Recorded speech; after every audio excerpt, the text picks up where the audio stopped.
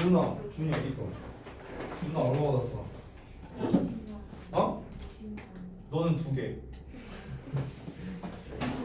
자 일단 자료부터 주겠습니다.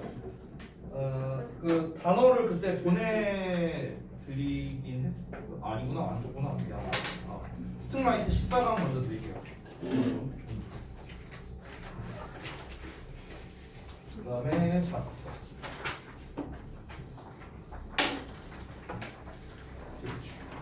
그리고 워크북. 15강은요 금요일 날 드리겠습니다. 15강. 그리고 지금 요 테스트 답지 못 받으신 분들 미리 그냥 드릴게요. 수요일, 그다음에 고재인, 유상,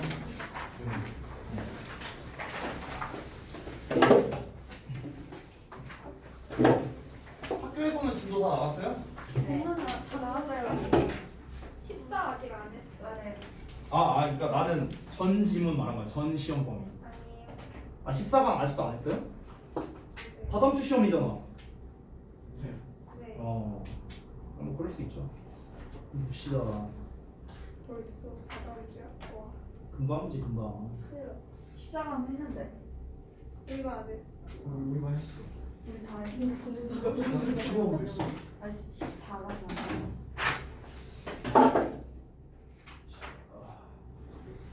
반별로 그렇게 진도 차이가 난단 말이에요? 아닌가? 안녕하세요. 처음 보지. 잔 거 아니야? 아니 맨 마지막 거는 확실한데 아니면 순서대로 안 나왔나? 이거 했어. 14강 답서를 만드는데요. 한 지문이 굉장히 어려웠어요. 한 지문. 14강이 2번이었던가로 기억을 하는데요. 굉장히 난이도가 높더라고요. 그래서 일단 오늘 목표는 4개 내지 5지문 정도 하는 게 목표인데 문제가 뭐냐면은 할 수 있을까 좀 걱정이 됩니다. 왜냐면 14강 2번이 난이도가 되게 높거든요. 그래서 제가 최대한 내용 설명이나 패러프레이징을 좀 많이 달아놨습니다. 혹시 이제 제가 딴 데서도 한번 찾아봤어요. 뭐 영어 카페나 뭐 이제 구글링도 한번 해봤어요. 이걸 어떻게 설명했나 다른 선생님들은. 근데 아무런 설명이 없습니다. 지들도 모른다는 거예요. 제가 봤을 때는. 근데 지문 난이도가 되게 높더라고요. 그래서 이제 그 지문을 제외하고는 사실 나머지는 이렇게 어렵지는 않았는데 그 부분을 여러분이 잘 이해하신다면은 좀 많이 할 수 있을 것 같고, 그렇지 않다면은 아마 많이 못하지 않을까 이런 생각이 드네요. 자, 한번 보겠습니다. 첫 번째 14강 게이트웨이부터 가볼게요.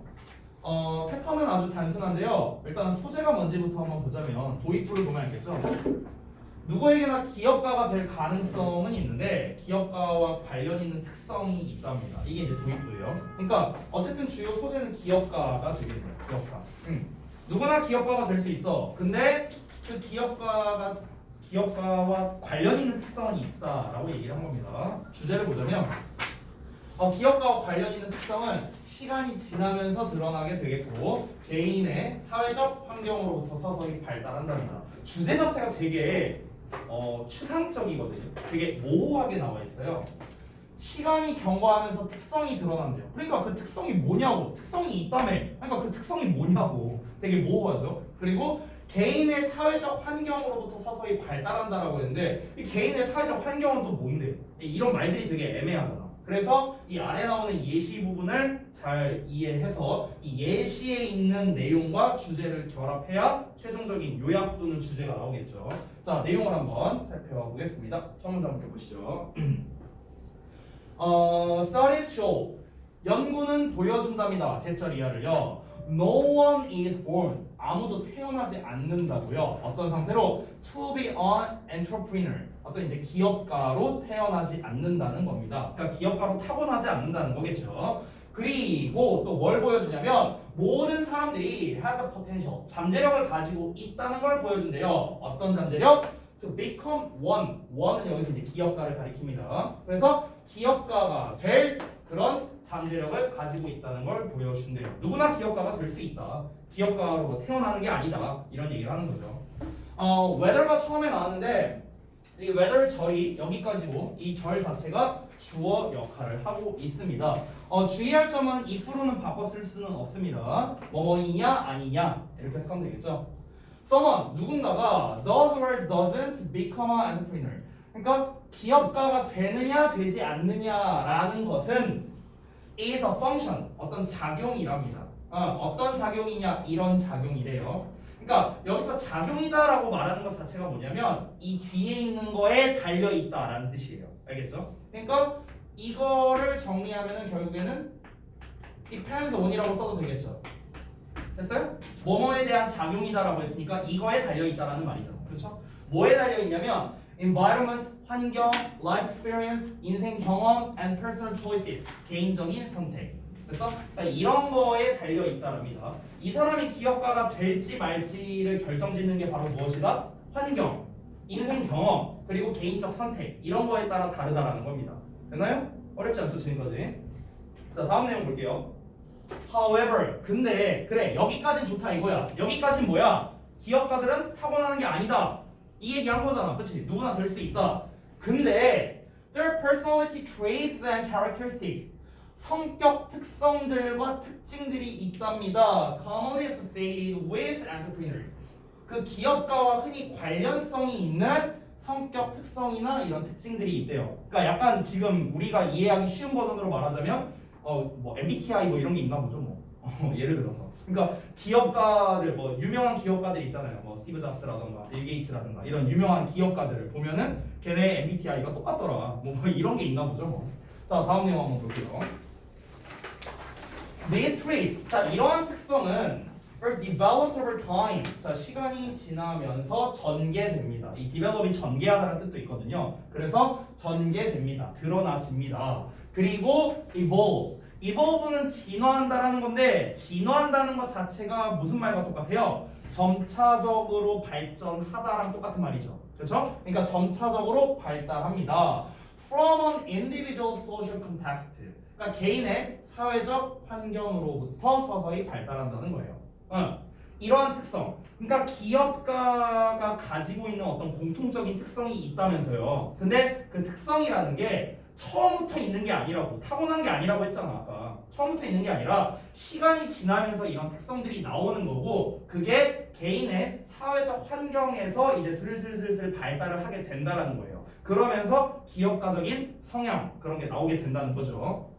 자 예를 들어 한번 볼게요. 여기까지는 이제 다 개념 설명이었는데 이 부분이 주제가 됩니다. 자 그럼 주제에 대한 예시가 나와야겠죠. For example, 예를 들어서 사람들 with parents, 부모님이 있는 사람인데 who are self-employed니까 자영업하는 그 부모님이 있는 사람들은요 are more likely to become entrepreneurs. 기업가가 될 가능성이 더 높대요.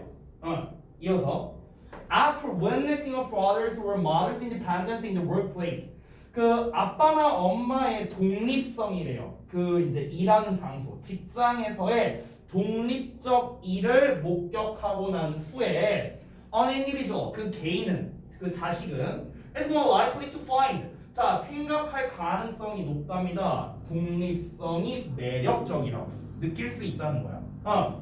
그러니까 여기까지를 이제 좀 보자면은 다시 한번 봐봐. 앞에서 뭐라고 했습니까? 그 기업가의 특성이 시간이 지나면서 드러나고 조금씩 발달한다라고 했잖아.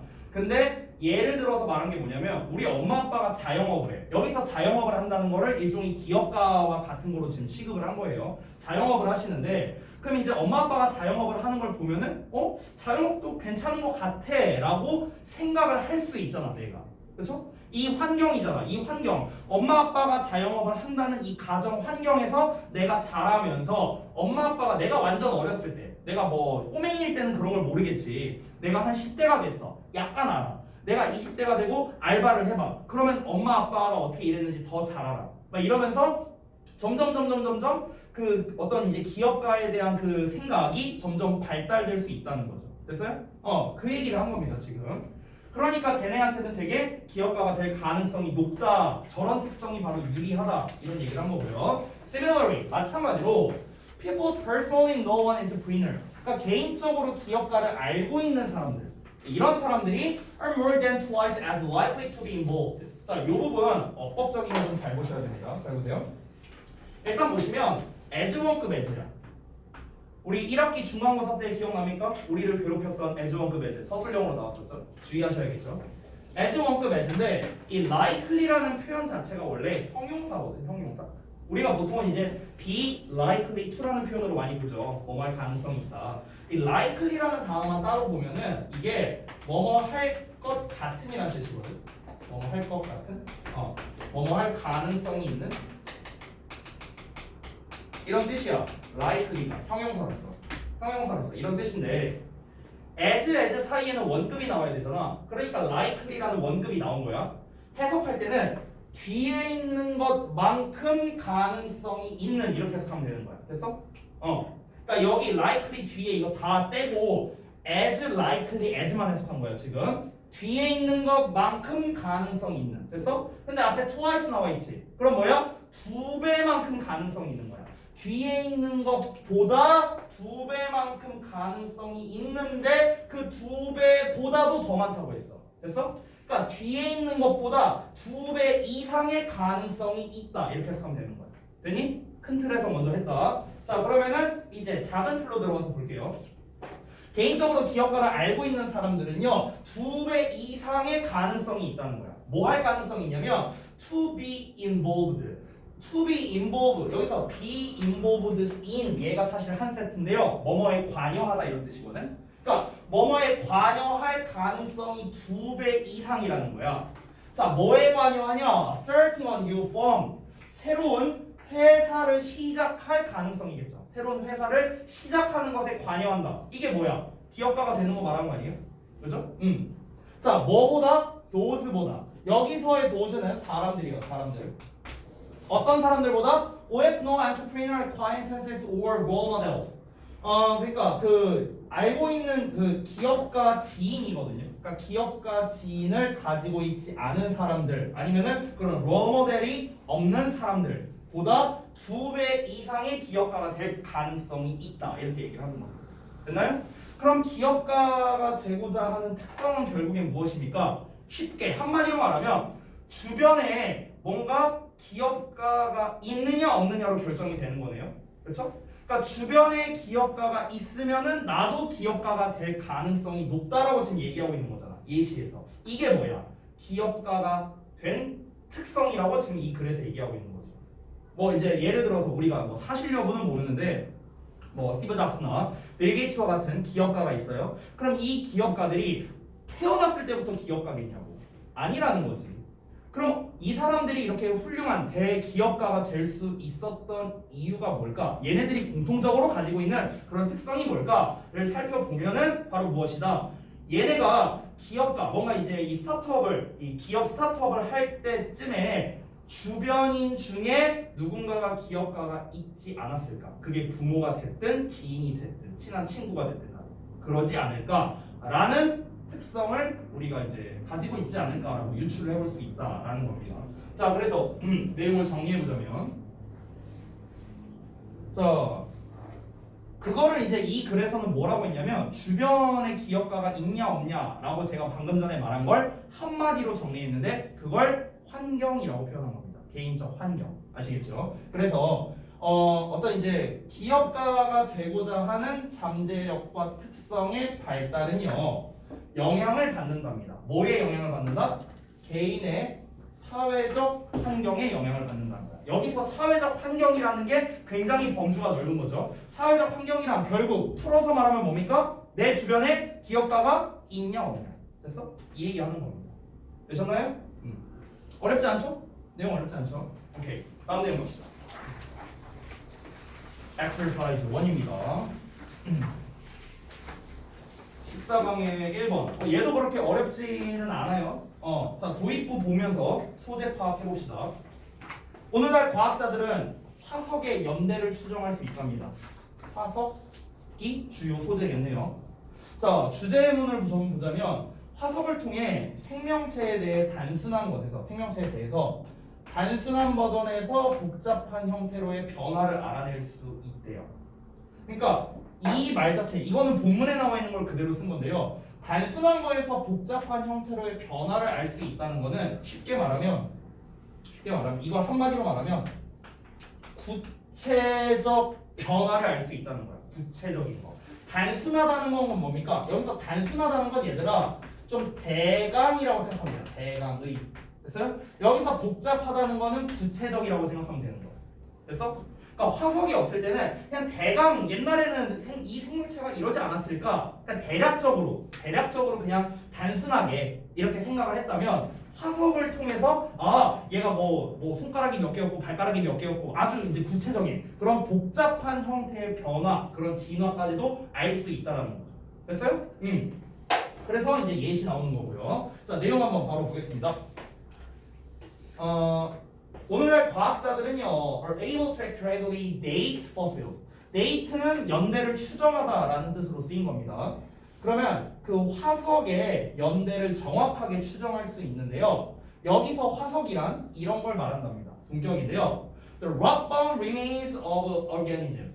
여기서 remains라는 단어를 잠깐 보면 얘들아, 이 remain이 이게 복수 버전인데 왜 우리 단어 중에 복수 버전이 되면 의미가 달라지는 애들이 있죠. 가장 대표적인 게 이거잖아, 이거. 끝즈. 그렇죠? 끝은 좋은 거지만 끝즈는 상품이란 뜻이 되잖아요. 이런 것처럼 복수 버전이 되면 의미가 달라진 애들이 있는데 remain이 바로 그렇습니다. remain. 이 remains가 되면은요 유적, 유물, 어떤 잔해물 이런 뜻이 돼요. 그래서 찌꺼기 이런 의미가 됩니다. 그러니까 여기에서는 생물의 잔해라고 보면 돼요. 자, 그러니까 바위투성이의 생물의 잔해들을 말한답니다. 이게 이제 화석이겠죠. 화석이 좀 딱딱할 거 아니야 아무래도. 그렇지? 바위투성이 이렇게 돼 있겠죠. From past geologic ages. 과거 지질 시대에 바위투성이의 생물 잔해들, 즉 이 화석에 대해 연대를 정확하게 추정을 할 수가 있대요. 이거 고등학교 과학에서 나오지 않냐? 이거 탄소 갖다가 뭐시기 하고 이런 거. 넘어갈게. 알았어. 다른 영어 외에 다른 얘기 안 할게. 자, 그래서 화석이 배열되면은요, along a timeline, 그러니까 연대표를 따라서 화석이 배열되면 왜 이런 거 있잖아. 연대표 해갖고 예를 들어서 몇 세기에, 1세기에 무슨 100세기에 막 이러면 100세기에 미쳤나 지금 100세기가 아닌데 예를 들어서 10세기에 욕한 말이에요. 이러면서 어쩌고저쩌고 이렇게 있어. 그러면 이제 이 연대표가 이렇게 쭉 나오죠. 이런 식으로 이제 나오면은 여기에는 어떤 화석이 있었고, 요때는 뭐가 있었고, 요때는 뭐가 있었고, 이런 연대표를 따라서 화석이 이제 쭉 배열이 되면 과학자들은 점진적인 변화를 볼 수 있다는 거야. 옛날엔 이랬는데 지금은 이렇게 됐고 이렇게 됐다. 이 변화를 당연히 볼 수 있겠죠. From simple to more complex life forms. 어떻게? 단순한 버전에서 더 복잡한 버전으로 변화가 되는 걸 알 수 있다는 거야. 됐어? 그러니까 옛날에는 예를 들어서 인간이 이랬다면은 요때는 인간이 이렇게 됐고 탈모가 없어졌고 그다음에 예를 들어서 몸집이 이렇게 생겼고 이렇게 됐고 그러니까 이런 식으로 좀 더 구체적인 변화를 볼 수 있게 된다는 거죠. 됐어요? 뭐를 통해서? 화석을 통해서. 그죠? 자, 그럼 여기가 이제 주제 나왔고요. 좀 부연 설명 나옵니다. In some cases, 어떤 경우에는요, evolution through various intermediate forms. 그러니까 다양한 중간 형태를 거친 형태를 통한 진화랍니다.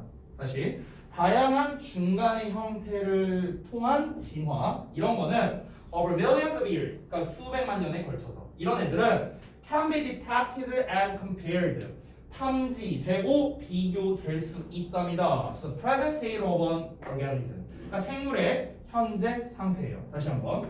어떤 상황에는요, 이 수백만 년에 걸쳐서 지금은 내가 이 연대표를 단순하게 했는데 이 연대표를 쫙 했을 때 수백만에 걸쳐서 다양한 중간 형태를 거쳤다는 거야. 중간 형태란 건 뭐겠어? 여기가 최종 형태일 거 아니야, 그렇지? 그럼 이 최종 형태 이전에 거쳤던 이 수많은 중간 형태가 있겠죠. 이 중간 형태를 거친 진화의 어떤 산물이 있을 거 아니야. 그 산물이 이제 현재 상태와 비교가 될 수 있다라는 겁니다. 이 중간 형태랑 최종 형태를 비교해 볼 수 있다. 이 얘기 한 거예요, 지금. 자, 다음 내용 봅니다. 자, 여기서 본격적인 예시가 나오는데요. 시점이 전환되는 부분 나왔죠. 아까 우리 게이트웨이 할 때도 나왔는데 제가 항상 시점 전환 써놓으면 뭐 유념하라 했습니까? 연결사, 문장 삽입, 글의 순서 이런 거 신경 쓰셔야 됩니다. For example, 예를 들어서 all is known species of horse. 그러니까 알려진 가장 초기의 말의 한 종이 있는데요. 이 말이 살았대요. Some 60 million years ago. 그러니까 이제 6천만 년 전쯤에 살았는데요. 그리고 according to the fossil record, 그러니까 그 화석 기록에 따르면 그 녀석이, 그러니까 그 이제 말의 종이 shorter, 더 짧았답니다. 그러니까 20인치 이상 더 짧았대요. 뭐가? high at the shoulders. 그러니까 이제 그 어깨까지의 높이가, 말이 이렇게 있으면은 이 말의 어깨가 여기라고 해봐. 그러면은 이제 여기까지의 높이가 20cm 미만이었다는 거야. 이 화석 기록을 따르면요. 그러니까 옛날에는 달랐다는 거죠. 쉽게 말하면. 자, successive rock layers. 이 successive라는 단어 중요합니다. 연속적인이란 뜻이에요. 성공 아닙니다, 여러분. 연속적이냐? 자, 연속적인 암석층들은요, yield라는 표현이 나왔는데, yield는 얘들아 produce랑 같은 뜻이라고 생각하면 돼요. produce, 만들어내는 거야. 연속적인 암석층은요, 화석을 만들어낸다는 거야. 어떤 화석이냐? Of increasingly larger whole species. 그러니까 점차적으로 더 커지는 말종의 화석을 만들어낸답니다. 자, 그러니까 연속하는 암석층들이라고 했는데 이게 뭔 말이냐면 아까 전에 화석이라는 게 뭔가 바위투성이에라고 이렇게 나와 있었잖아. 그러니까 이 연대표가 지금 제가 한 버전으로 나온 게 아니라 뭐 이런 식으로 돼 있나 봐요. 이런 식으로. 이렇게 층이 있나 봐. 이렇게 층이 있는데 얘가 제일 오래된 거야. 제일 밑바닥에 있는 거. 그러니까 얘가 예를 들어서 뭐 1년에 발견된 뭐 말이고요. 얘는 20년에 발견된 거고, 얘는 뭐 예를 들어서 189년에 발견된 거고, 얘는 뭐 1200년에 발견된 거야. 예를 들어서 이렇게 나와 있어. 그러면은 이 암석층 이걸 이제 연대표라고 이제 했나 봐요. 지금 이 글에서는요. 그러면 이 연속적인 암석층이 이제 화석을 만들어낸다는 거죠. 어떻게? 점점 더 커지는 말종에 이제 점점 변화가 되는 거야. 더 커지는 거야. 그러면서 이제 오늘날의 말에 이르게 된다라고 여기에 culminating in the horses of today라고 나와 있습니다. culminating in이 이제 별주단어로 나왔는데 드디어 뭐뭐가 되다라는 뜻인데요. 어법적인 요소를 잠깐 보자면 제가 여기다 결론을 미리 써놨습니다. culminating in은요, which culminate랑 같은 말이에요. 여기에서 이렇게 바꿔 쓸 수 있습니다. 그리고 그것은 드디어 오늘날의 말이 된다는 거예요. 됐나요? 자, 다시 한번. 여기에서 이제 우리가 이 뭐가 드디어 말이 된다라는 겁니까? 그 암석층이 점점 이 커다란 말종의 화석을 내다가 그러다가 오늘날의 말이 된다라고 했잖아요. 아, 그러면 쏘리? 그러면은 터미네이트가 아니네. 요 S를 지울게요. 터미네이트입니다. 왜냐면 여기서 위치가 가리키는 게 얘거든요. 얘. 복수 버전이니까. which culminate라고 해야겠네요. 됐어요? 자, 다 보시셨으면 넘어가도록 하겠습니다. 자, 다음 내용 보시면 as size change. 자, 크기가 변함에 따라 so 동사 주어 나왔네. 자, so 동사 주어는 주어 또한 그러하다. 이렇게 해석하면 됩니다. 자, 그러면은 다른 측면들 또한 그러하다. 뭐가 그러하다는 거야? 변한다는 거야. 이 change를 받는 거예요. 어떤 다른 측면이냐면요. 그 말에 anatomy라고 나왔는데 이게 해부학적 구조라고 나와 있어요. 별주단어로 나와 있습니다. 말의 해부학적 구조의 다른 측면들 또한 그러했대요. 또한 바뀌었답니다. 그러니까 뭔 말이냐면은 이게 말이 점점점 이렇게 진화를 했는데 우리가 이전까지 얘기한 거는 그 말의 사이즈에 대한 얘기를 했잖아. 무슨 뭐 아까 어깨 여기가 뭐 어깨까지의 높이가 뭐 20인치 이상 차이 났다 뭐 이런 얘기를 했잖아요. 그렇잖아. 그러니까 말이 점점 커진 거야. 규모가 크기가 커졌는데 이 크기만 커진 게 아니라 다른 것들에 대한 변화도 있다는 거죠. 그에 대한 예시가 하나, 둘, 세 개가 나온 건데 예를 들어서 뭐 이빨이 풀을 먹는 데에 적응하게 되었고요. 그러니까 풀을 뜯는 데 있어서 더 좋아진 거죠. 적응됐고 그 다음에 그 이제 아랫다리의 뼈가 fused. 이 fuse는 뭔가 합쳐지는 거거든요. 그래서 합쳐졌고요. multiple toes. 그러니까 다수의 발가락이 진화했답니다. single toe. 그러니까 하나의 이제 발가락으로 진화했답니다. surrounded by a hoof. 후프는 이제 발굽이야. 발굽. 이런 발굽 알죠? 이렇게 생긴 거. 하트 아닙니다. 누가 봐도 발굽이죠. 자, 어쨌든간 그 이제 말 발굽으로 이렇게 둘러싸인 이제 하나의 발가락으로 이제 진화를 한 오늘날의 형태가 됐다라고 얘기를 한 거예요. 그러니까 몸집만 바뀐 게 아니다. 다른 것들도 변화를 했다라고 얘기를 한 겁니다. 그러니까 지금 보시면 어떻습니까? 우리가 대략적인 변화를 알 수도 있지만 화석을 통해서 이런 아주 상세한 것들을 알 수 있게 된다라는 거죠. 됐나요? 화석을 통해서 아주 상세한 걸 알 수 있다. 그래서 결국 하고 싶은 내용은 뭐냐? 화석은 드러내줄 수 있다는 거야. 세부적인 진화 과정을요. 이거야. 하고 싶은 말은 이거예요. 됐죠? 그래서 내기에 적합한 거는 주제, 제목, 요약 같은 거는 별로 좋지 않습니다. 그래서는요. 제가 봤을 때는 빈칸이나 또는 일치불일치 쪽으로 내는 게 조금 더 나은 것 같아요. 만약에 이제 빈칸이나 이런 걸 낸다면 아까 이제 주제문 부분이 있었죠? 위에 여기 어디냐? 여기 주제문 부분 또는 요 다음 문장 여기 제가 미리 써놨는데요. various intermediate forms에다가 이제 빈칸을 해놨거든요. 제가 찾아보니까 타학교 기출에서 여기가 2문제 정도 나왔더라고요. 그래서 여기다 이렇게 표시를 해놓은 겁니다. 됐죠? 왜 이렇게 조냐 오늘 지금? 미나랑 저기 누구야 주은이가 앉으니까 맨 앞에서 주연이가 잡고 있는데 이제는 이 라인이 뭐가 있는 것 같아. 요 라인이 아닌데 그때 또 둘이 저기 맨 뒤 저기서 이거였는데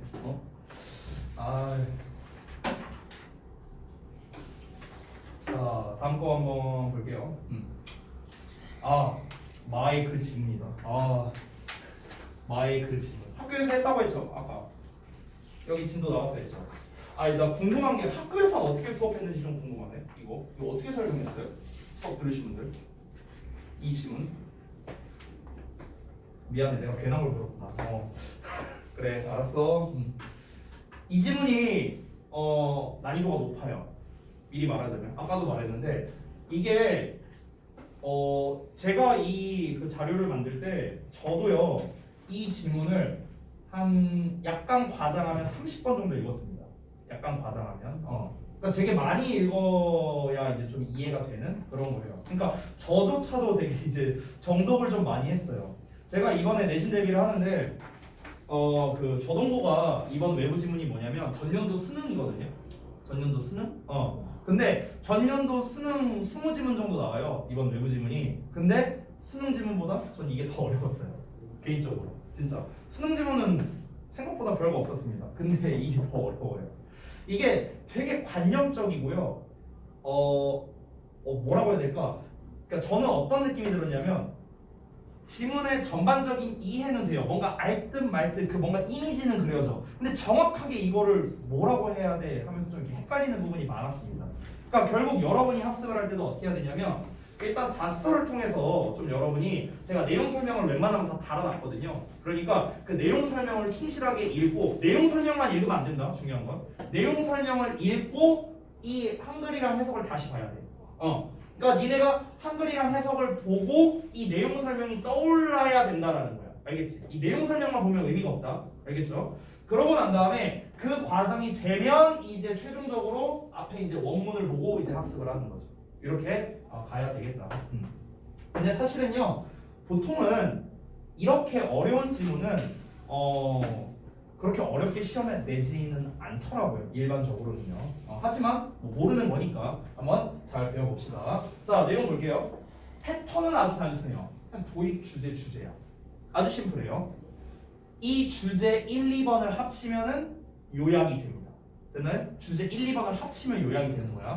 왜 주제가 두 개냐면요. 이 내용과 이 내용을 비교하는 거거든요. 미리 보자면 목표 관련적 처리라는 거랑 목표 지향적 처리라는 게 있거든요. 이 두 개를 비교하는 글이야. 이 글 자체가. 그러니까 두 개를 이제 비교하는 지문 자체가 보통은 요약으로 시험에 잘 나와요. 요약으로. 그래서 제가 방금 말씀드린 거고 도입부부터 볼게요. 자, 잘 들으셔야 돼요. 잘 들으셔야 돼요. 목표들의 범위에 따라 학습자에게 학습에 영향을 줄 수 있대요. 여기서 애매한 말은 뭐냐면 목표들의 범위라는 말이에요. 이 말이 되게 애매하죠. 넘어가 볼게요. 자, 목표 관련적 처리라는 게 있대요. 목표 관련적 처리. 얘는 학습 방향성은 뚜렷하진 않지만 그에 대한 결과가 유용할 수 있는 방식이래요. 이 내용은 별로 어렵지 않아요. 이 내용은. 자, 목표 지향적 처리라는 건 뭐냐면 학습 방향성이 뚜렷하고 그에 대한 학습 내용에 영향을 줄 수 있는 방식이랍니다. 자, 그냥 다 읽어본 거예요. 이 내용 전체를요. 자, 근데 이 정도로만 나온다면 간단하겠지만 이제 실제로 본문을 들어가면 내용이 좀 어려우니까 잘 따라 보시기 바랍니다. 보십시다. 자, 처음에 given 하고 나왔는데 이 given은 뭐뭐를 고려해 보면이라는 뜻이거든. 그래서 제가 써놨다시피 considering이랑 바꿔 써도 됩니다. 자, 뭐를 고려해 보면 the range of goals, 그러니까 목표들의 범위를 고려해 보면 어떤 목표냐? The can influence learning. 그러니까 학습에 영향을 줄 수 있는 목표들의 범위를 고려해 보면 it is not surprising. 놀랄 일이 아니다. 대절이야가 different models reflect. 다양한 모델들, 그러니까 다른 모델들이 반영한다는 건 놀랄 일이 아니다. 뭘 반영하냐? different types and degrees. 다른 유형과 정도를요. of goal-based influence. 목표 기반으로 되는 영향에 다른 유형과 정도를 반영한다는 건 놀라운 일이 아니다. 자, 찍찍찍해 다 했어요. 뭔 말이야? 이렇게 되죠. 첫 문장부터. 자, 한글만 보셔도 돼요. 다시 봐봐요. 학습에 영향을 줄 수 있는 그런 목표의 범위를 한번 고려해 보면 이 말부터 조금 애매하지만 일단 볼게요. 서로 다른 모델은 또 뭐냐는 거야. 서로 다른 모델이 목표에 기반을 둔 영향에 서로 다른 유형, 정도를 나타낸다는 게 놀라운 일이 아니랍니다. 자, 뭔 말인지 설명 들어갑니다. 패러프레이징 한번 볼게요. 뭐냐면, 그러니까 어떤 종류의 목표를 이 앞부분 지금 하는 거야. 어떤 종류의 목표. 그러니까 즉 목표를 좁게 설정할 거냐, 넓게 설정할 거냐. 그러니까 이런 거에 따라서 학습에 영향을 줄 수 있다는 거야. 목표를. 그러니까 내 목표를 이번 시험 점수로 할 거냐, 아니면은 수능으로 할 거냐. 됐어? 목표를 좁게 하느냐, 넓게 하느냐에 따라 내 학습에 영향을 줄 수 있잖아요. 그죠? 이거에 학습에 영향을 줄 수 있는데 여기에서 모델이라고 말한 건 뭐냐면 다음에 두 가지 목표가 나옵니다. 아까 내가 미리 써놓은 목표 관련적 성향과 목표 지향적 과정이 있는 거예요. 자, 다음에 나오는 두 가지 목표 관련 모델들 또한 학습에 영향을 미치는 게 당연하다라는 겁니다. 그러니까 그 목표 설정, 그 목표라는 것 자체가 범위가 되게 다양하게 있다는 거야. 내가 이번 중간고사를 할 건지, 기말고사를 할 건지, 아니면은 뭐 더 좁게 들어가면 뭐 데일리 테스트를 할 건지, 뭐 수능으로 갈 건지, 아니면 대학에서 시험을 잘 보기 위해서 갈 건지, 이 목표가 얼마든지 좁고 넓어질 수 있잖아요. 이거에 따라 나의 학습 방향성이 달라지고요. 그렇죠? 근데 이 굉장히 다양한 범주의 이제 목표 설정이 있는데 이 글에서는요 두 가지를 갖고 얘기할 거다라는 거야. 그 두 가지 모형을 갖고 얘기할 거라. 그걸 모델이라고 표현한 거고요. 그 두 가지 모형이 있는데 그 모형도 당연히 이걸 선택하느냐 이걸 선택하느냐에 따라 당연히 학습 방향성이 달라지겠죠. 그렇죠? 그 얘기한 거야 지금 도입부에서. 됐니? 오케이, 다음 넘어갈게. 자, 서버드와 이제 밀그램이라는 사람이 propose 제안합니다. A broad distinction. 그러니까 폭넓은 구분을 제안하는데요. 어떤 구분이냐? Between learning 학습과 어떤 학습이냐? Which is explicitly goal driven. 그러니까 명시적으로 목표 지향적인 학습인데요. 여기서 중요한 단어가 explicitly. 이 단어가 중요합니다. 명시적으로.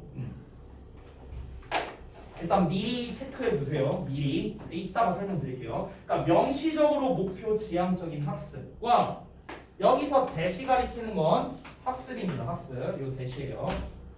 Which is goal relevant. 그러니까 목표 관련적 학습 사이에 폭넓은 구분을 제안한다는 거야. 이제 이 두 가지에 대해서 비교 분석해서 설명하겠다라는 겁니다. 목표 지향적 학습과 목표 관련적 학습 사이에 구분이 있대요. 폭넓은 구분이 있답니다. 자, 이거를 한번 보여줄게. 이런 거예요. 자, 그럼 처음부터 한번 보겠습니다. 다음 페이지로 넘어가 보자면 자, 일단은 꼭 relevant processing부터 나옵니다. 목표 관련적 처리부터 나와요. 자, 봅시다. 목표 관련적 처리는 is not explicitly directed 된답니다. 그러니까 명시적으로 방향성이 제시되는 게 아니래요. 오케이? 그러니까 방향성이 뚜렷하지 않답니다. By the goals of the reasoner. 그래서 reasoner는 추론자, reason이 추론하다라는 뜻이니까 추론자예요. 여기서 추론자가 의미하는 건 뭐냐면 이 방식으로 공부하는 사람이라고 생각하면 돼요. 그래서 목표 관련적 처리 방식으로 학습하는 사람의 목표에 의해 방향이 안내되지 않는답니다. 하지만 results in 어떤 결과를 만들어낸대요. 어떤 결과를요. 어떤 결과냐? That are nevertheless useful. 그럼에도 불구하고 유용한 결과로 이끌어낸답니다. With respect to는 뭐뭐라는 점에서. 됐어요? 자, 어떤 점에서? 어떤 거에 대해서라고 보는 게 낫겠다. 뭐뭐에 관해서. 자, 어떤 거에 관해? 그러한 목표들에 관해. 직독직행 다 했어요. 자, 말이 어렵죠 또. 자, 여기에서 제가 예시를 들어 아래다가 설명을 해놨습니다. 자, 봅시다. 목표라는 말이 나왔는데요. 이 목표를요. 일단 큰 틀에서 목표를 수능, 영어 1등급 이라고 한번 가정을 해봅시다. 자, 이렇게 잡았어요. 자, 그러면은 여기에서 두 가지가 나오잖아. 첫 번째, 목표 관련적 처리가 나왔어. 이 말뜻을 보자면 목표 관련적 처리라는 건 목표와 관련성이 있는 처리를 한다는 거거든요. 말 그대로. 그러니까 목표와 관련성이 있는 거를 한다는 거는 자, 이 수능 영어 1등급을 받는 게 내 목표야. 그러면 나는 이걸 1등급을 받기 위해서 어떻게 할 거야? 열심히 공부할 거야. 이 정도라는 거야. 목표 관련적 처리라는 개념이. 열심히 공부할 거야. 근데 열심히 공부한다는 게 애매하지 않아요? 애매하지. 구체적인 게 아니잖아. 방향성이 뚜렷하지가 않다라는 거예요. 방향성이 뚜렷하지 않아. 열심히 공부한다는 게 뭐 구체적이고 뭐 이런 게 아니잖아. 그렇지? 근데 예를 들어서 열심히 공부했어 내가. 열심히 공부했어. 그러면은 열심히 공부하다 보면은 이 목표에 대해서 어쨌든 유용한 결과가 나올 수는 있겠죠, 당연히. 그래서 그 얘기하는 거야 지금. 그래서 그러니까 뚜렷하진 않아. 뚜렷하게 이렇게 저렇게 학습하자 이런 방향성이 있는 건 아니에요. 근데 어쨌든 열심히 하다 보면 이 좋은 결과가 나올 수도 있지 않을까? 이게 바로 목표 관련적 처리라는 거예요. 이해됐어요? 됐어? 자, 따라서 in goal relevant processing. 자, 목표 관련적 처리에서는요. The desired learning. 바람직한 학습이 발생할 수도 있답니다. As a side effect. side effect는 부수적인 효과예요. 부수적인 효과로 바람직한 학습이 발생할 수 있대요. 어떤 효과냐? Of normal task related processing. 그러니까 일반적인 그런 과업과 관련된 처리랍니다. 뭐야 이 문구? 자, 또 볼게요. 자, 이게 뭔 말이냐면 일단은 내 목표는 수능 영어 1등급이야. 그러니까 나는 수능 영어 1등급을 위해서 열심히 공부했어. 이게 목표 관련적 처리라고 했죠. 자, 열심히 공부를 했는데 이 열심히 공부한 것 자체가 그냥 바람직한 학습이라는 거야. 이게 바람직한 학습이야. 그런데 이거에 부수적 효과가 생긴 거야. 부수적 효과. 그 부수적 효과가 뭐냐? 예를 들면은 내신 1등급이 나왔네? 그냥 이런 거라고 생각하면 되는 거야. 오케이? 그러니까 내 최종 목표는 수능 영어 1등급을 받는 건데 그래서 그를 위해서 나 그냥 열심히 공부했어. 뭐 방향성이 뚜렷하진 않아. 뭐 내가 뭐 하루에 이렇게 공부하고 그러니까 굉장히 계획적인 게 아니라는 거야. 계획적이진 않은데 어쨌든 간 내 나름대로 열심히 했어. 근데 열심히 했더니 부수적인 효과로 얘가 따라왔네. 오케이? 이게 이제 목표 관련적 처리라는 거야. 그래서 그러니까 목표와 직접적인 연관이 있는 건 아니고 방향성도 애매하지만 그에 대한 좋은 결과가 나올 수도 있다. 근데 그 결과로서 부수적으로 이런 게 따라올 수도 있다는 거죠. 그래서 이게 목표 관련적 처리. 이해되니? 됐어요? 자, 다음 거 볼게요. 자, 프레젠터 봅시다. 예를 들어서 여기가 설명이 엄청 길죠. 이게 이 글쓴이 진짜 죽여야 돼. 아니 예시 자체가 이걸 이해하기 쉬우라고 만드는 게 예시 아니에요? 근데 예시가 제일 어려워요. 예시가. 여기 설명 보이죠? 엄청 길죠. 자, 예를 들어서 추론자는요. 즉 그 학습자야. 목표 관련적 처리 방식으로 하는 학습자. 그 추론자는요. may have an implicit orientation. implicit. 이거 아까 나왔던 explicitly 너네가 표시해놨죠? 명시적으로. 그거의 반대말이야. 내재적인 거야. 내재적인 거. 그래서 그러니까 내재적인 그런 방향성을 가질 수도 있답니다.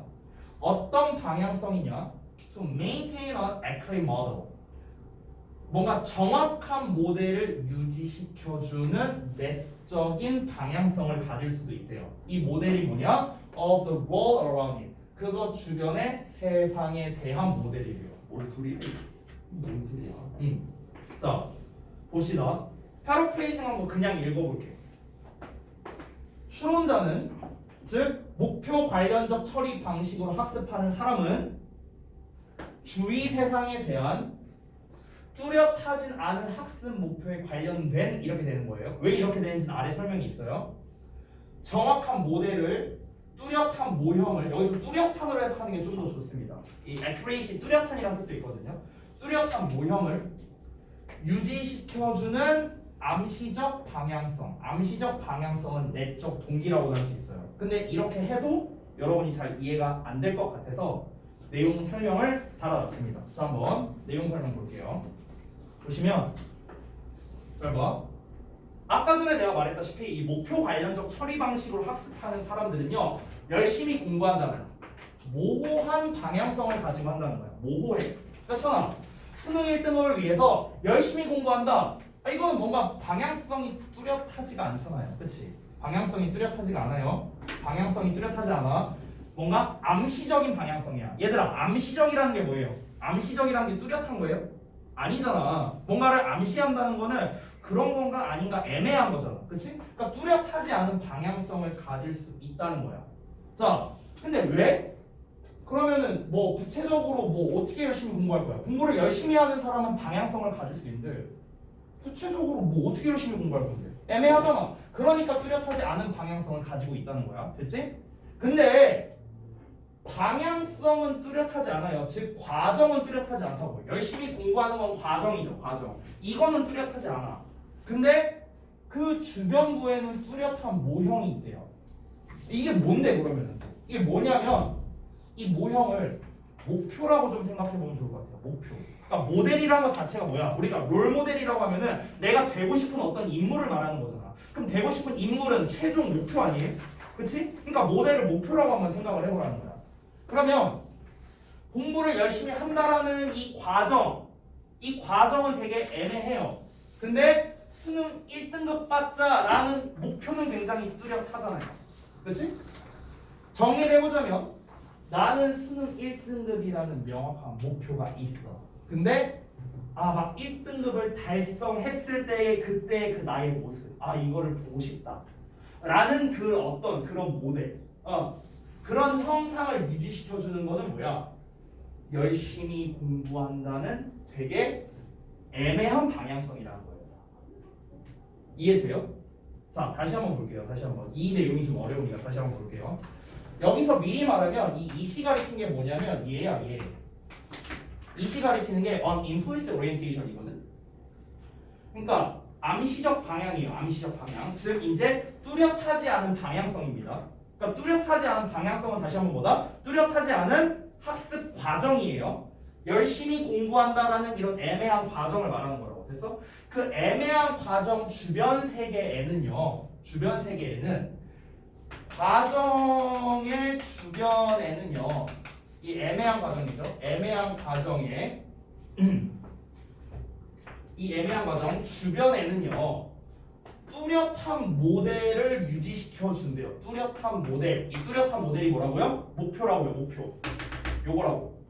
이거를 유지시켜 주는 그런 과정. 과정이래. 소리. 그러니까 과정 맞네요. 미안. 그러니까 그런 내재적 과정, 방향성을 가지고 있을 수도 있다라는 거야. 더 쉽게 말하면 정리할게. 이제 진짜 최종 정리.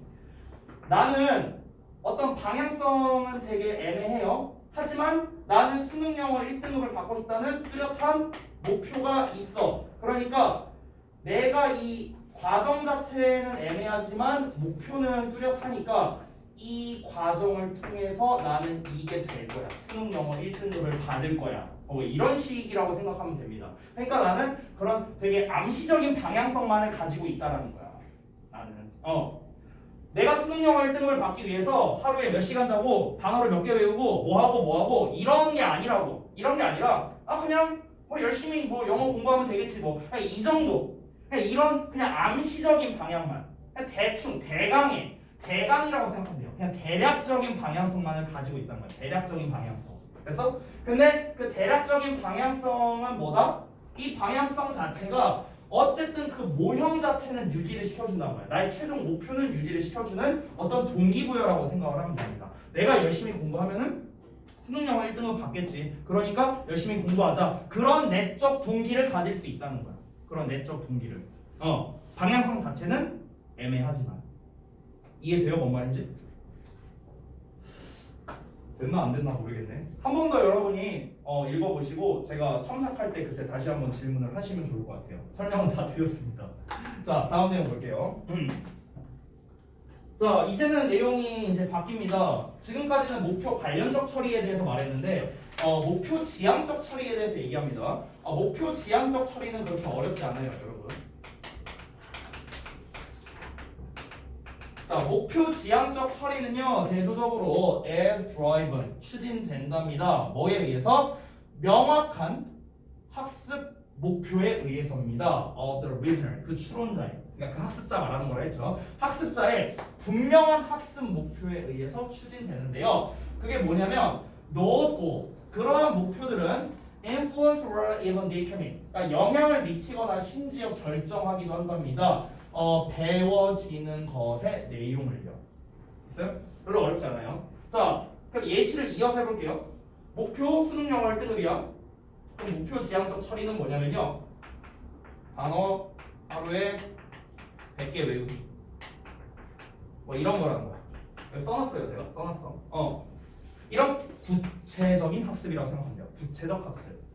그러니까 이 위에서는 우리가 나 열심히 공부해야지 되게 애매한 방향성이죠. 그렇죠? 그러니까 방향성이 애매하니까 뭔가 내 학습에 직접적으로 영향 주기는 좀 어렵지 않을까요? 애매하니까 열심히 뭐 어떻게 할 건데 애매하잖아. 그러니까 뭔가 나의 학습 방향성에 뭔가 영향을 주고 내가 학습되는 거에 뭔가 결정을 내려주고 이러기는 좀 힘들다는 거야. 근데 얘는 구체적이잖아. 그러니까 영향을 줄 수 있겠죠. 어떻게 영향을 줄 수 있을까? 단어를 하루에 100개를 외우려면은 내가 아침에 몇 시에 일어나고 또는 몇 시에 자야 되고 내가 이렇게 해야 되고 근데 100개를 외우려고 하면은 그럼 내가 이제 독서실을 다녀야겠네? 그러면은 뭔가 이게 다 결정이 돼버리잖아요. 이 구체적인 학습을 하는 순간 결정이 되죠. 나의 어떤 학습 방향성이. 됐나요? 그러니까 내가 배우고자 하는 내용에 대해서 영향을 주고 결정을 지어버리기도 한다는 거예요. 이 학습 지향적 방식은요. 됐나요? 어렵지 않죠? 자, 마지막 문장이에요. As the reader's goals change.